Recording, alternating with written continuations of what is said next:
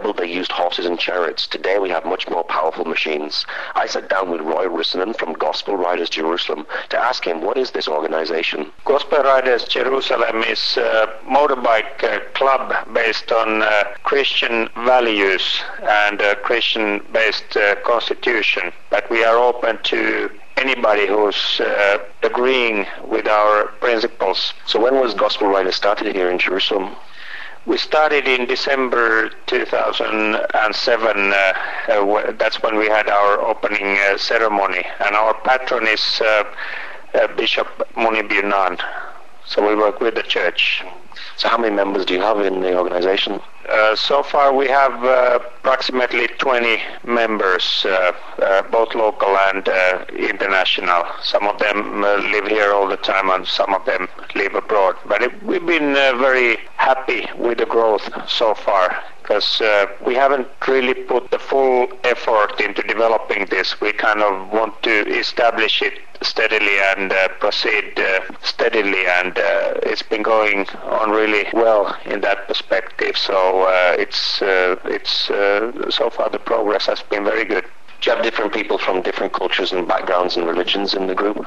We do. We have Christians and we have people from other religions also. We have Jews and Muslims who we ride together with, and it works great. You know, we are just one happy group, and we that gives us the opportunity to share what we love doing, and that's the motorbiking. So that's all focused around that thing. And but of course we are learning from each other. We are exposed to one another, you know, Jews, Arabs, Israelis, Palestinians, and we want to have it that way. We want it to be an open forum where we can meet and socialize and ride together and strengthen also our own spiritual being, whatever the background is. So this is not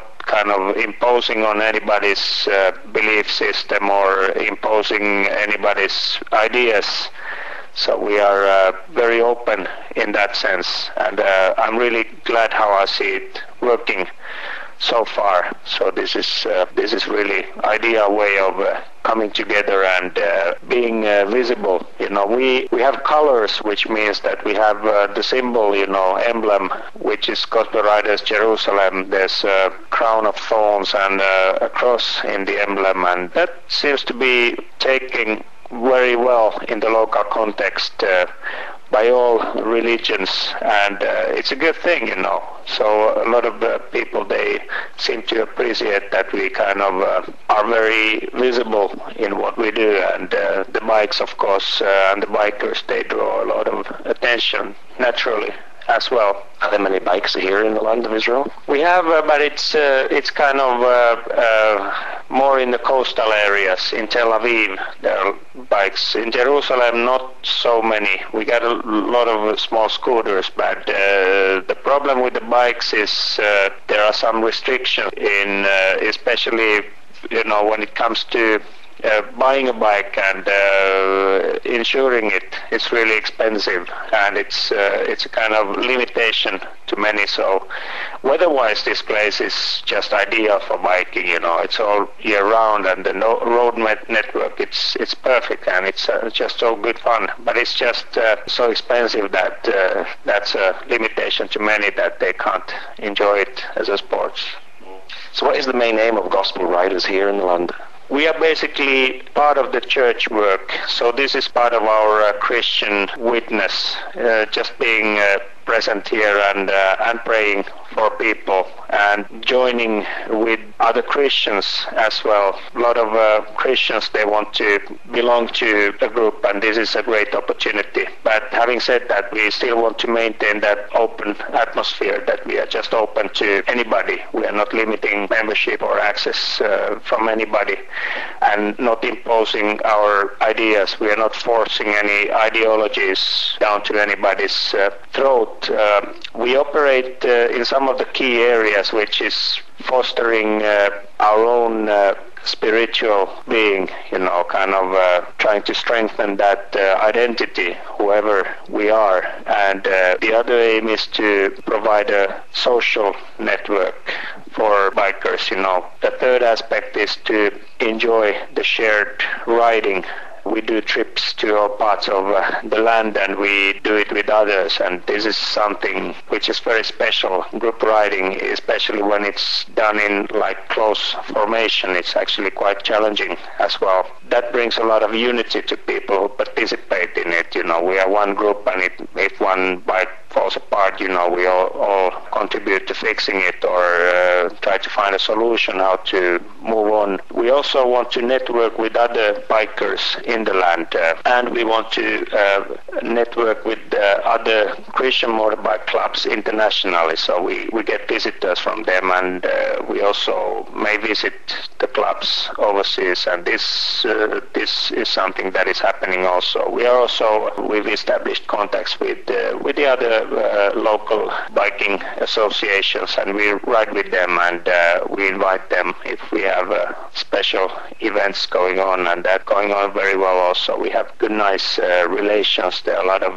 very nice bikers in the land that do very good job in organizing riding trips, and we like to participate in that. There's also one of the aims is to promote disciplined riding, which is being a disciplined rider means that the biker is in control of the bike and basically also obeying the laws of the land. When it comes to riding, we don't want to be seen or perceived as a reckless group of riders, so we want to show that as a reflection of how we behave spiritually. If our outward behavior in traffic is under control, we want to give the impression that our spiritual lives are in control as well, so there's a direct relationship with that. And finally, the aim is to share what we do with others through media, publicity, coverage, club bulletins, and all kinds of events where we clearly show who we are and what we do. Now, bikers in general seem to have this hard man image. Are Israeli bikers interested in the gospel message?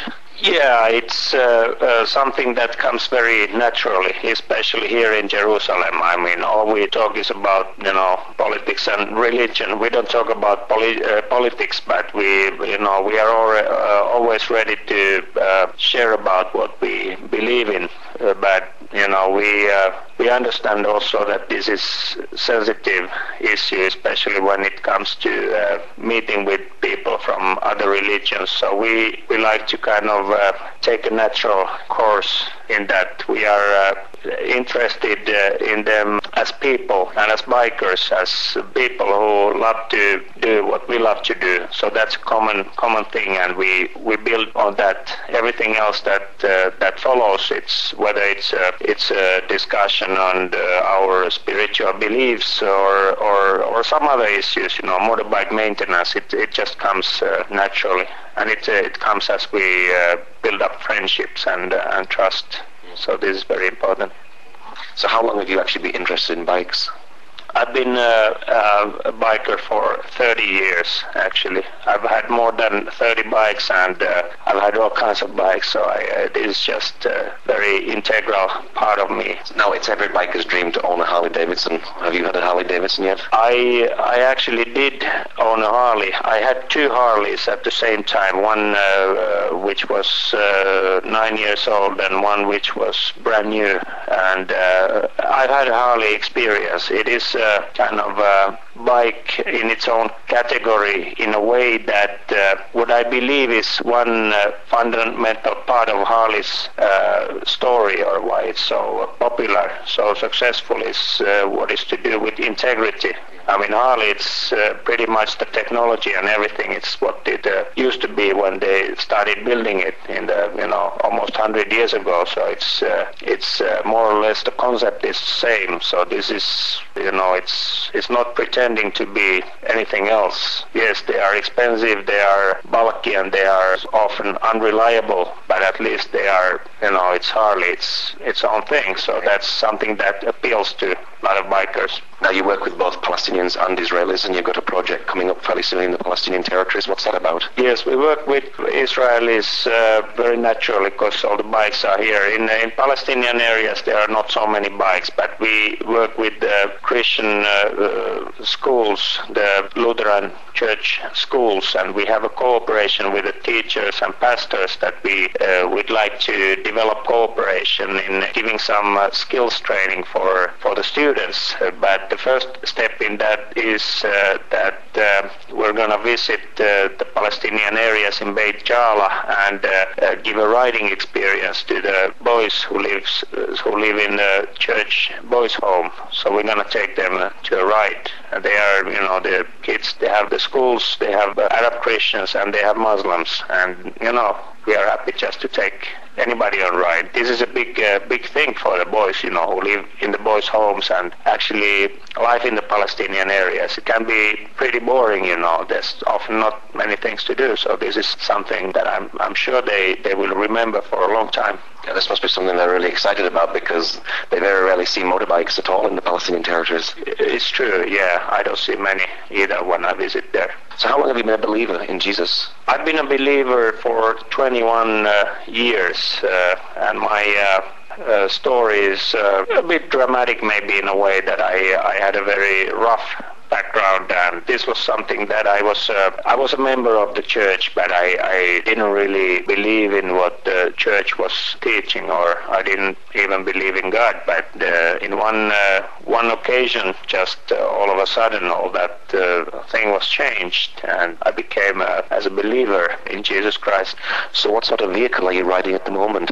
What I'm riding at the moment is Suzuki Bandit 1200 cc, which is a good all-rounding bike. It's powerful, and it's just a great bike, on long trips as well as in town. And it's got enough everything, enough torque, enough power, enough capacity to take one or two persons.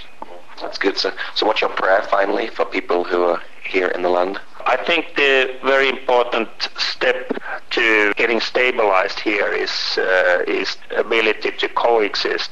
Anything else comes after that. So something that we work hard on is peace and reconciliation. That's a bit of a kind of word which has a slightly political connotation, but we kind of want to promote it genuinely. So there's a word in the Bible, in Isaiah, which talks about highway leading through this land, coming from north to the south, from Assyria to Egypt, and everybody worshiping the Lord together. So this is my prayer, that kind of becoming a reality, that this situation might be more stable in a way. Many people, they think that it's just a dream or a distant vision, but a lot of things can happen. I've been working in many other areas in the world. There have been long crises which have remained unresolved, and all of a sudden, with the change of attitudes and with the leaders who have a will to do something, a will to make changes happen, we can see actually that the progress can be very rapid in this area. So that's my first prayer.